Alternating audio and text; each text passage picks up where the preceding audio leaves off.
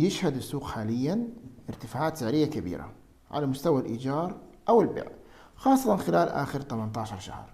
وخلال فترة الكورونا الكثير من الملاك وجدوا نفسهم أنهم مضطرين ينزلوا أسعار الإيجار إلى أسعار متدنية كبيرة في عام 2020. وفي نفس الوقت في كثير مستأجرين انتهزوا الفرصة ونقلوا بيوتهم من إيجارات عالية إلى إيجارات منخفضة. وانتهت الحمد لله ظروف الكورونا خلال فترة زمنية نسبيا تعتبر قصيرة، ألا وهي السنة إلى السنتين. ومن خلال بعد نهاية الفترة هذه إلى لين دحين نحن تقريبا نتكلم على 12 شهر أو 18 شهر، ارتفعت الأسعار بشكل كبير جدا، وأصبحوا الملاك يجدوا نفسهم مضطرين يتعاملوا مع هذه الأسعار.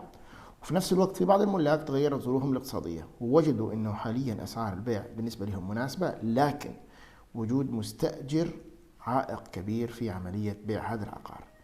ما هو الحل النظامي في هذه الحالة؟ هل يحق لك كمالك تخلي الوحدة بدون أي سبب؟ هل يحق لك كمالك ترجع السعر السوقي بغض النظر عن النسبة؟ طبعا كل الأجوبة هذه كانت لا. طيب يا عبد الله، ايش الحل؟ هذا مو حل بالنسبة لي، اعطيني حل. في حل حاليا لدى الملاك بيستخدموه وهو دارج في الفترة الأخيرة للي يعرف هذا الحل، ألا وهو إنذار عدلي بالإخلاء لغرض البيع. هذا اسمه القانوني، وهذا محتوى اللي أنا حابب أتكلم عنه وأعطي الملاك والمستأجرين فكرة عنه على أساس يكونوا على اطلاع كامل. وحياكم الله، وهذه زبدة اليوم في زبدة مع عبد الله، وخلونا نبدأ زبدة اليوم.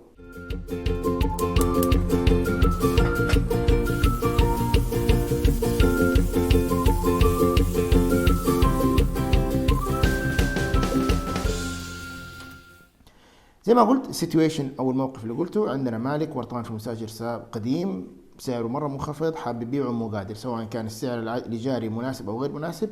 بيع العقار وهو مؤجر بيصعب عمليه البيع. فما هو الحل القانوني في دبي؟ هو انذار عدلي بالاخلاء لغرض البيع.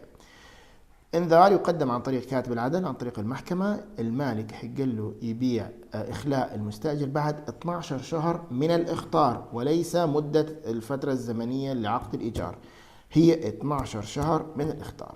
يذهب إلى كاتب العدل ويقدم على الطلب، ويسمى بالضبط إنذار عدلي بالإخلاء غرض البيع.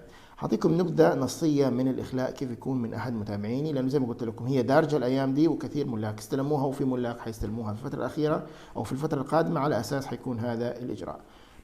حرفيا إنذار عدلي، المنذر المالك بتفاصيله، المنذر إليه المستأجر بتفاصيله، والموضوع إنذار عدلي بالإخلاء لغرض البيع. بتاريخ سابق استأجر المنذر إليه من المنذر العقار، اللي هو استأجر المستأجر من المالك العقار رقم كذا، والمبنى كذا، والكائن في منطقة كذا، ورقم بلدية أو رقم الأرض البلدية كذا، القائم على قطعة الأرض كذا، بموجب عقد إيجار ابتداء من وينتهي إلى، ومبلغ إيجار قدره كذا. يعني يذكروا بالضبط بيانات العقار وعقد الإيجار اللي تم بينكم، وحيث أن المنذر لا يرغب في تجديد عقد الإيجار المذكور مع المنذر إليه لسنة أخرى، وذلك لرغبة المنذر في بيع العقار. المالك المنذر يبغى يخطر المستأجر انه يا سيدي الفاضل انا ببيع العقار، وعليه ينذر المنذر اليه بانه لن يجدد عقد الايجار، وذلك بعد انقضاء المهله القانونيه والمقدره ب 12 شهر، وذلك ابتداء من تاريخ استلام المنذر اليه هذا الانذار العدلي. ولذلك يجي نص الاخطار: ينذر المنذر اليه بضروره اخلاء العقار بعد انقضاء المهله القانونيه المقدره ب 12 شهر، وذلك ابتداء من تاريخ استلام المنذر اليه هذا الانذار العدلي. الانذار العدلي يجي عن طريق كاتب عدل ويسلم باليد، او إذا تعثر على الكاتب العادل أو أيا كان يسموه إنه يسلمك هو باليد، فهو يعلقه على العقار ويكتب إنه تم يعني اختار المنذر إليه. ويحتفظ المنذر بحقه كاملا بمطالبة المنذر إليه بالتعويض والعطل والضرر عند أي تأخير في إخلاء العقار. يعني لو أنت تأخرت عن ال 12 شهر هذه، يحق للمالك إنه يطلب تعويض. بالإضافة إلى ذلك سداد القيمة الإيجارية من تاريخ انتهاء عقد الإيجار حتى تاريخ الإخلاء. يعني انتهى عقد الإيجار إلين تاريخ الإخلاء لازم تدفع له، حتى لو عقد الإيجار كان منتهي. وسداد جميع الفواتير المتعلقة بالعقار السكني لأي جهة كانت، بما فيها الفواتير النهائية للمياه والكهرباء، وإصدار شهادات براءات الذمة الخاصة بذلك. وهذا طبعا إجراء متعارف عليه عند إخلاء أي عقار أنت كمستأجر تخليه، مع تسليم مفتاح العقار السكني وتسليم العقار السكني بحالة جيدة وخالية من جميع الشواغل والأضرار. ويطالبكم المنذر اللي هو المالك بالالتزام بالمهلة المحددة بالإنذار العدلي وبتنفيذ كل ما ورد ذكره أعلاه، وإلا فإن المنذر سوف يضطر آسفا إلى اللجوء إلى الجهات المعنية والقضاء باتخاذ كافة الإجراءات القانونية المتبعة في هذا الشأن، بما فيها إقامة الدعاوى المدنية والمطالبة بالتعويض وبدل العطل والضرر، بالإضافة إلى تحميلكم كافة الرسوم والمصاريف وأتعاب المحاماة وأي مصاريف أخرى قد تترتب على اتخاذ ذلك الإجراء. توقيع المنذر ألا وهو المالك. هذا بالضبط نص الإخطار، وهو هذا إجراء قانوني وطبيعي. لو وصلك كمستأجر هذا الإخطار فهو إجراء طبيعي ويتوجب عليك الإخلاء خلال 12 شهر ما لم تتفقوا على عكس ذلك.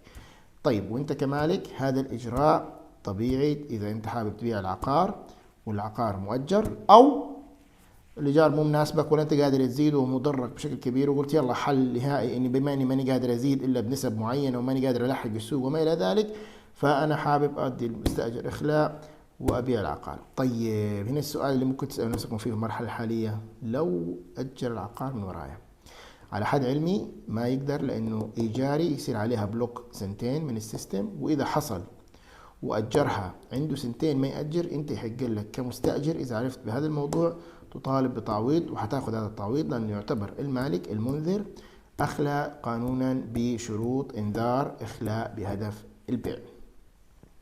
فبالتالي انت كمالك لا تتخذ هذا الاجراء اذا كان هدفك فقط رفع الايجار عن طريق مستاجر اخر، لانك في النهايه ستساءل مساءله قانونيه لو قدرت تأجره خلال السنتين اللي ما بعد هذا الإخطار. فهو حل ليس لرفع الإيجار أو إيجاد مستأجر آخر، فهو حل بهدف البيع. وبعض المستثمرين يشوفوا حل أنسب، على الأقل اسمه ما يقعد في وشي هذا المستأجر وأنا بدفع له مبلغ منخفض. وأنت يا مستأجر طبعا للأسف أنا عارف إنه هذا الوضع بيكون صعب ومزعج بالنسبة ليك، لكن هذا الواقع، لأنه في النهاية لا ضرر ولا ضرار. أنت عارف إنك أنت بتدفع إيجار أقل بكثير من السعر السوقي، وإذا كنت بتدفع السعر السوقي فيحق لك المطالبة بتعويض للريلوكيشن أو تغيير موقعك. إذا حبيت تقدر ترفع طلب أو شكوى إنك أنت تطلب تعويض، إنه هذا المستأجر أو هذا المالك طلب مني الإخلاء مع إني ما أخليت بأي شرط من شروط العقد، وهذا النقلة كلفتني المبلغ الفلاني، وتقدر تطالب فيه، والملاك عارفين هذا الشيء. حبيت أعطيكم زبدة سريعة، سامحوني لو طولت شوية، على موضوع الإنذار العدلي بالإخلاء لغرض البيع. وإذا أنت كنت كمالك ورطان من المستأجر ما أنت عارف تطلع إنك تبيع العقار، هذا حل قانوني لك. وانت يا مستأجر اذا وصلك هذا الاخطار للاسف اقول لك هو قانوني، وتقدر تطلب تعويض في عملية الاخلاء اذا حبيت. وفي نفس الوقت اذا اجر العقار سنتين تقدر تطلب منه بتعويض، لانه هو كان بسوء نية استخدم هذا الاخطار. وهذه كانت زبدة اليوم. اي سؤال او استفسار رقمي واضح عندكم، وكان معكم عبد الله عبد القادر. حاب تكون جزء من دبي، سواء عندك عقارات حاب تأجرها او تديرها او تعيد بيعها، او حاب تشتري من المطور او من الافراد، اعتقد تصير تعرف تكلم مين. سلام.